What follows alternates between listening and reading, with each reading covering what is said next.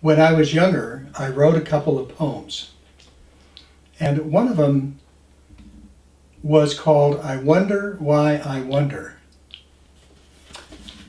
I must have been about 9 years old, and I was looking at various people and I was thinking, why does that man cry and that man laugh at the same thing? And why do some men cry and some men not? Some men laugh, and some men see and some men seek and some don't. I wonder why, I wonder why. And that thing has been sort of my lifelong quest of understanding myself and the world. I wrote another poem many, many years later, and it goes like this. In the lifetimes of our soul, we have known you. In the levels of our love, we have seen you. In the journeys of our lives, we have joined you. And that kind of sums up the life work that I have begun to do. And I was thinking about the various milestones in my life that led to this. And of course, the first ones are, of course, my mom and my dad, both of whom instilled in me the desire to achieve something in my life, the desire to not be a lazy bones, which I was inclined to do.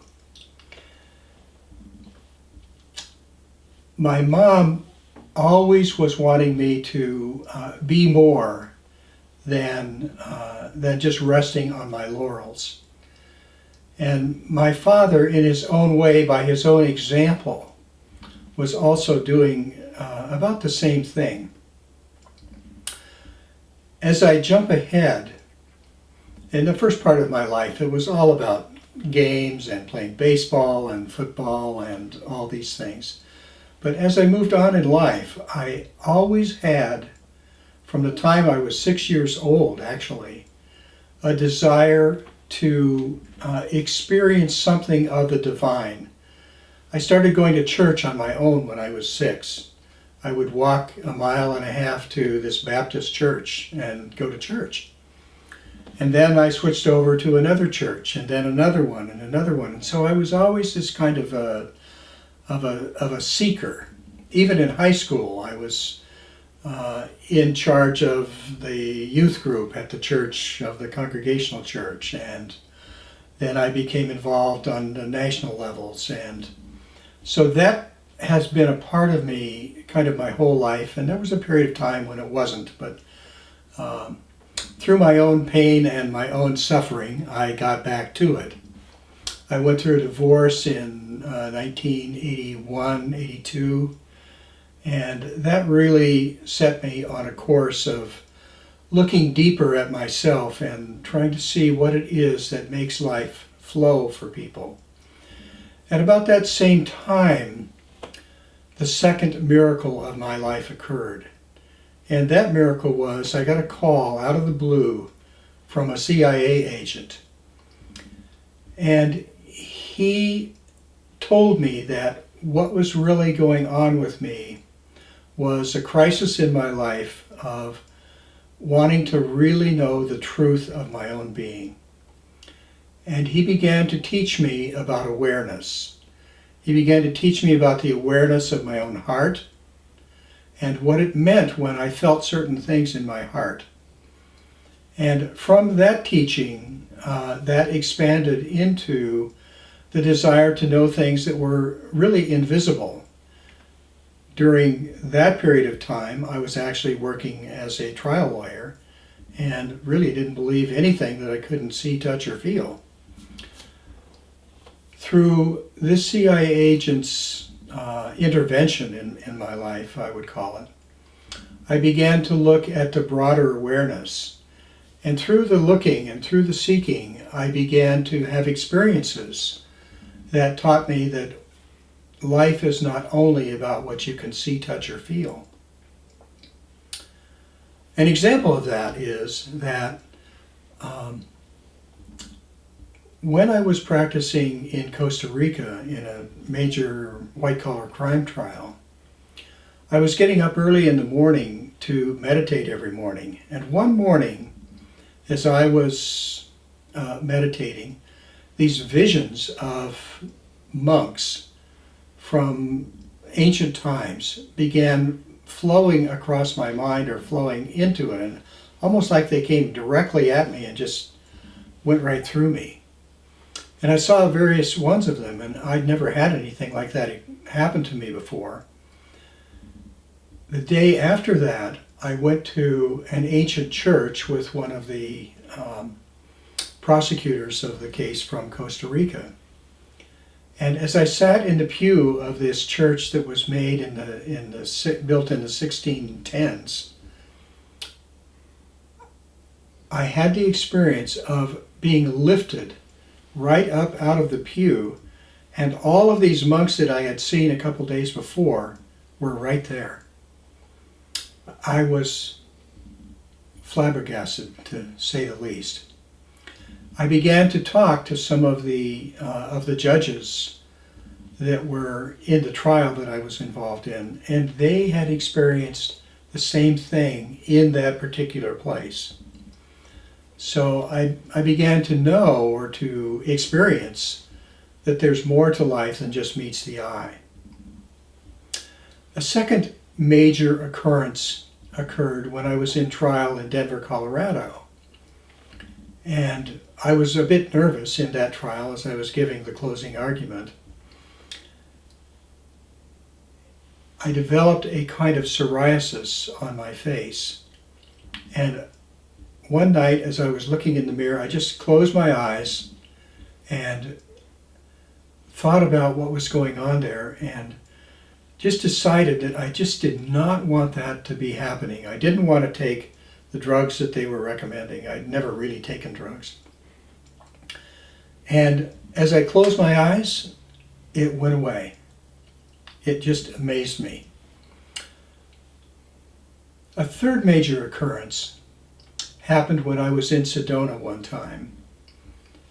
And I had begun doing healing work at that time, having learned from the emissaries a way of tapping into the currents of life that are in an invisible field which control the endocrine system.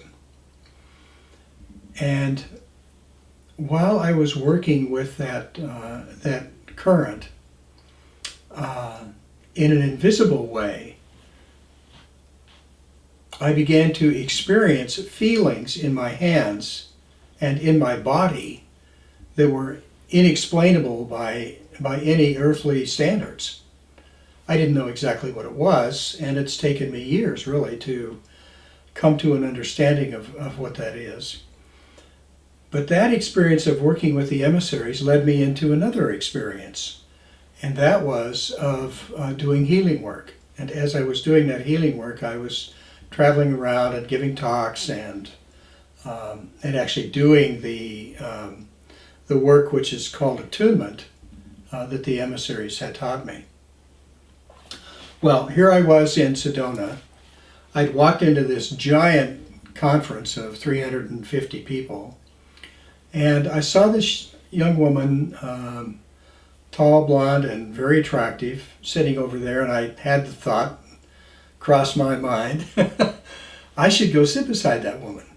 But I didn't do it because I was really there for another purpose of doing some healing work. And so I never made contact with her throughout the conference until the very end. And at the very end, someone came up to me and said, "Larry, somebody over here has got a major migraine headache. Can you help her?" And I said, "Of course."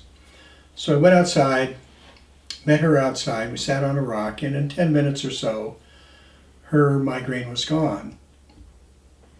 And then she said, "But I have this incredible pain in my left eye."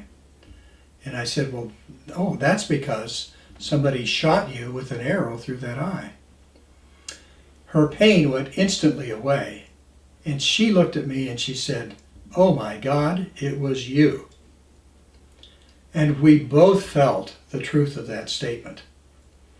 Well, at that time, she pulled out some pictures of Indians that she had drawn 3 years earlier. This is one of them. And she put them on various cards. And she said, "I drew these out in the desert, and they were the ancestors of me in a prior life. I've never shown these to anyone before." And I said, "Oh my God, those are the faces of Indians that I saw on Elena's face the night before." Elena was a Brazilian healer that I was talking to the night before. And at that very moment, divine providence, Elena walks by, and I called her over and I said, "Elena, look at these pictures." And this woman, whose name was Monica, had about, 10 or 15 of these pictures. And she showed me those pictures, and I showed them to Elena, and Elena said, "Oh my God, those are the faces that I saw on you the night before." We think that when things happen to us, that it has only to do with our earthly desires, our earthly concepts and perceptions. But this didn't have to do with me and my earthly thoughts. This had to do with the healing of my soul and the soul of Monica, someone that I had killed in a prior life. Those things happen to us all the time, and we just don't realize it. A few years later, I began working with a healer, a very excellent healer named Cam Ewan. And Cam taught me how to change things instantly in the body through a process called Chinese energetic medicine. It's an ancient Shaolin practice, over 5,000 years old. And I have practiced that pretty much every day for the last 14 years. It amazes me in its ability to make changes in the physical body, to make changes in the mental body and the emotional body, and to do so instantly. And of course, I've integrated that with what I learned from the emissaries. I've worked with Russian healers and studied with Russian scientists, and all of that comes into one form. The culmination of all of that is that it puts you in touch with your own divine guidance. It puts you in touch with the life force that is greater than you are, and that life force is what makes the difference in working with someone else. It isn't so much that I do healing work, it's that healing work is done through me. And in that, people's pains, people's suffering, people's emotional issues, what people think of as their karma, all those things are able to be changed. And not changed in a minor way, but changed sometimes in a way that is just absolutely astounding. One of my clients had scoliosis. And in working with him for about 5 sessions, his scoliosis completely disappeared.